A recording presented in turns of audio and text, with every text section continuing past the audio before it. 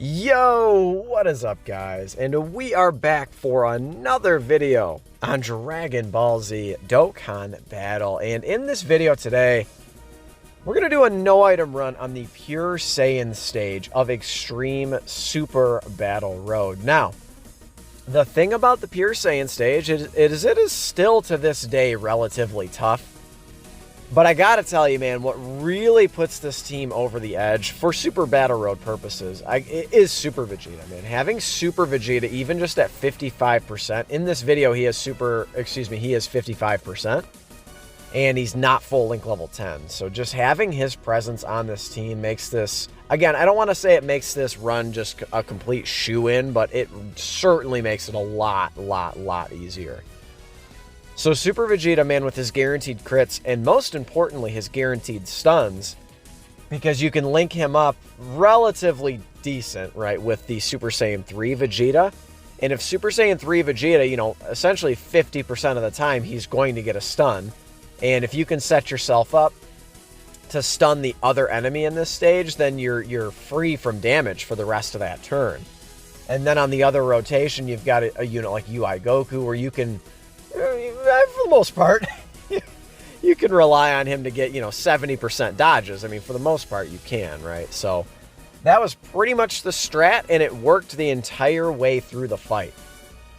So why I wanted to do this run, so the thing about no-item runs to me, they're really only relevant, like, when the stage first drops. I mean, in my humble opinion, like, certainly there are some stages where, like, it's straight up just like, maybe not impossible, but like 99.99% certainty that you can't beat the stage. You know, for instance, like when the Android stage first dropped, that stage was legitimately like impossible to beat, right? Unless you got incredibly lucky with like some units that have like 50% chances to guard and such.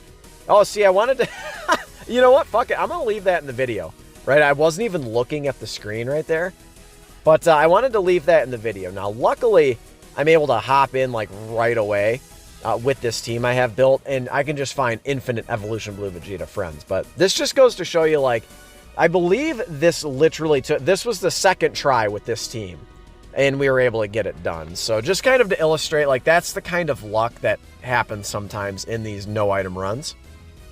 But as I was saying, so the no-item run on these stages, man, they're really only relevant when the stage first drops, because frequently what happens, you can look at it in any difficult content throughout the game's history, basically, right? In any difficult content, it's simply not as difficult as the months go on, right? Or as the weeks go on, as the years go on. I mean, you look at stages, I mean, it just completely makes sense, right? And especially with a category like Pure Saiyans, where I would almost say it's almost impossible, right, to go a full celebration without a Pure Saiyans buff, because guess what? Dragon Ball is the story of Goku, right? As many Vegeta stans and Gohan stans and Piccolo stans there are out there, guess what, man? It's the Goku show, right? And then including Vegeta in that, he is the secondary sort of protagonist to the show.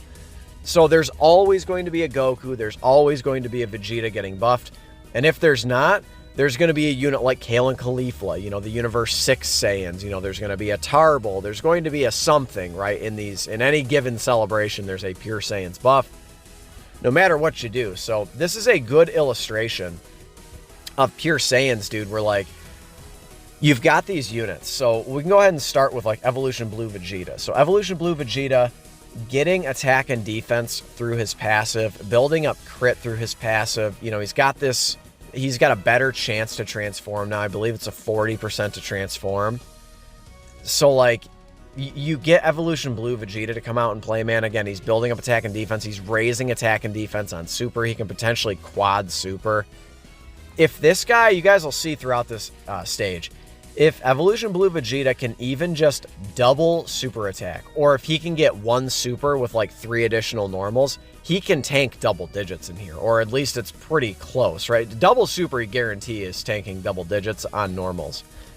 And that is no small feat in here, right? Some of the best units in the game do not tank for double digits in here, so it is a true testament to Evolution Blue Vegeta's power. And you've got 2 of him. He's like, he's like a perfect floating option, right? Because he can just absolutely tear shit up on the end. And his defense is like more than enough to not get his, asshole shredded, right, on the end, where a lot of floating units, whether you're running it as support or whether it's the double, leader or whatever you're running as a floating option, he's a very, very good slot 2 and 3 unit, right? And I mean, in the right situation, if he's built up, he could potentially be a slot 1 unit. You don't want him to get hit with a super attack at any point.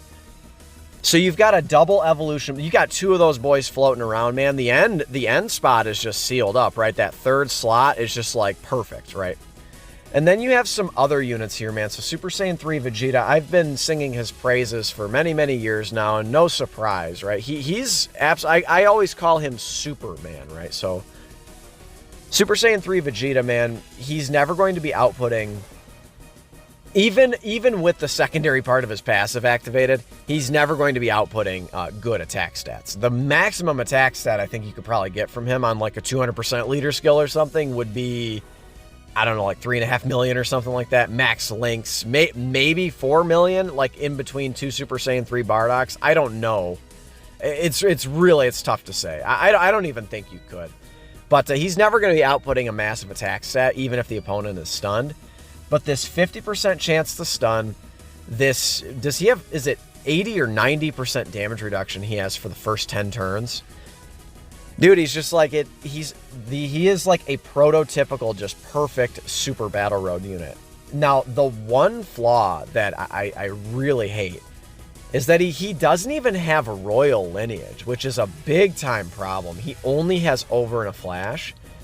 Now, in this particular run on Pure Saiyans, we got very, very lucky in that the orbs just played incredibly nicely, and he's able to get super attacks. Because even though he's not going to be doing a lot of damage, you want him to get super attacks for this 50% chance to stun that he has. Again, combining that with a unit like Super Vegeta, very, very good. Now, this is a very good situation for us. I'm able to put this Goku in slot 1, and I feel pretty comfortable. He's got good enough defense, even at 55%, where if Gohan super attacked us, it would have been close. We probably would have died. Pure Saiyans doesn't fuck around.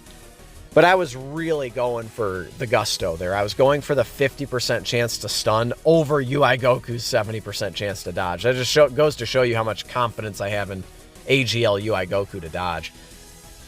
I must admit, when I pull my final dupes for Goku, I'm not even capping. I think I'm going to just put it into dodge, because I think at this point, he can still output some good damage if he is triple supering, and he's getting crits on all of those supers. He can still output good damage. But, man, the one purpose I really use him for is dodging. I mean, and that's it. That's why I bring him on teams. I don't bring him for his damage. Sometimes, on occasion, I'll bring him for type advantage, but it's just like you're really just using him for dodging. So why not maximize his best asset in dodging? And he never loses his chance to dodge. He's just got it for the whole entire fight, which is really, really nice. So, UI Goku, again, he's a unit. He seems to really, in this particular run, I think he did okay. I think he only got hit just a couple of times.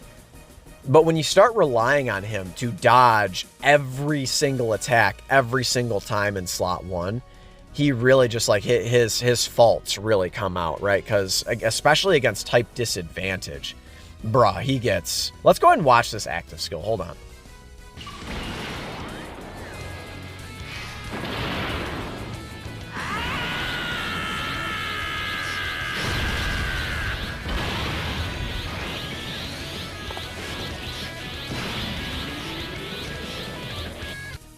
He just gets annihilated. I mean, y'all know, like Ultimate Red Zone, Extreme Super Battle Road, Legendary Goku event, whatever. He just gets, when he can't dodge, man, he just gets annihilated. So this is Super Saiyan 3 Goku. Now, I think we all know at this point, he is probably the best or the second best TUR over here on Global. He's incredibly strong. So this Goku, man, he is just a sight to behold. Are we already on the 3rd fight? Oh my God, I need to hurry up with my commentary. But this Super Saiyan 3 Goku, man, even in Super Saiyan 2, He's got the medium chance to dodge and the 50% chance to crit. And when you combine that with being able to super attack 3 times, dude, bruh, he really, even in Super Saiyan 2, man, he outputs good damage. Now, he's not putting up insane attack stats, but with the critting, the 50% chance to crit, man, I mean, it's just like LR Super Saiyan Trunks, for instance, right, from the Android Cell Saga, he's putting up like 5 million attack stats with a 50% chance to crit, but he can't do that 3 times, right? A rainbowed Goku can do that, and he can crit 3 times, right? So that really is a big, I mean, he just outputs really good damage. And when he gets to Super Saiyan 3, man, forget about it. He can do it 4 times. You know, 70% chance to crit 4 supers. There is, I mean, look at it. By the way, like, that's the power of Super Vegeta right there, right? The guaranteed stuns, the guaranteed crits, man. So now we have nothing to worry about on this rotation. As long as UI Goku can do his job in slot 1. At this point, I felt pretty comfortable we were going to get the no item run. I thought that we had at least a very, very good chance. So again, I liked my chances here of putting UI Goku in slot 1. If he gets hit 1 time, that's okay. If he gets hit any more than 1 time, we're fucking toast. So just throwing that out there, right? And then, of course, having enough ki for all of these guys to super attack was really, really important.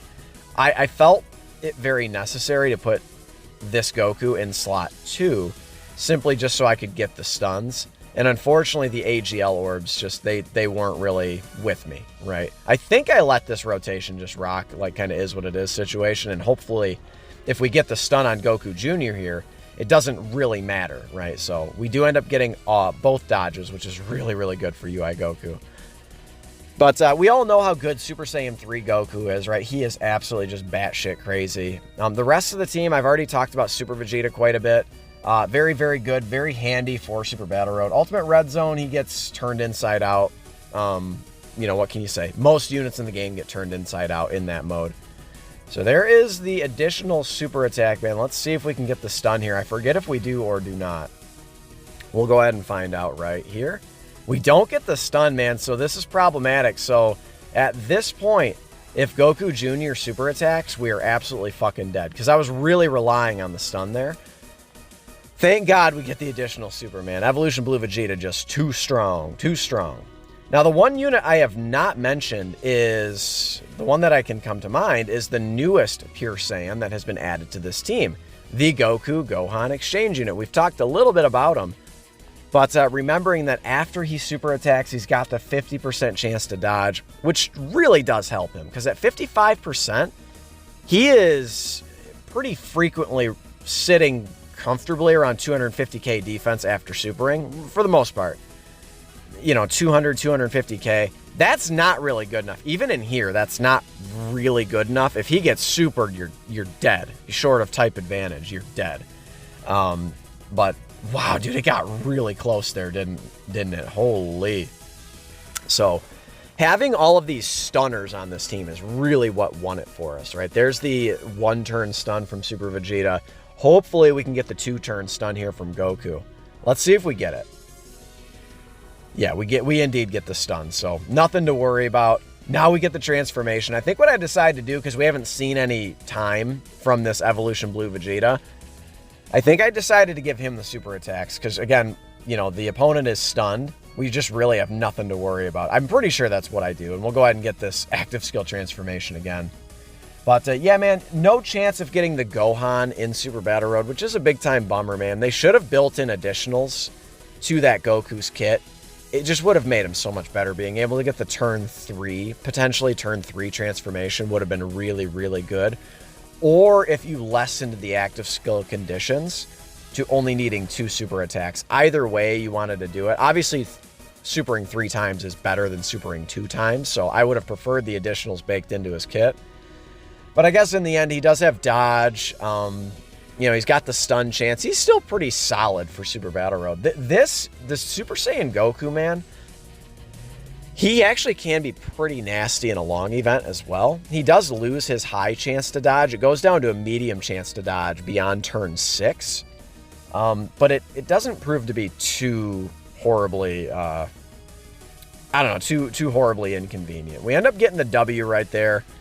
Let me know what you think of the no item run here in the comments below. I think we mentioned everyone in this video. Yeah, we for sure did. So I'm going to go ahead and wrap up this video right now. No item run, again, this was like second try no item run. Super Vegeta really took the team over the edge. Slap a like if you enjoyed this video. Consider subscribing if you are new. I love you guys. Thank you for the support. It means the world. And I will catch you in the next one. Later.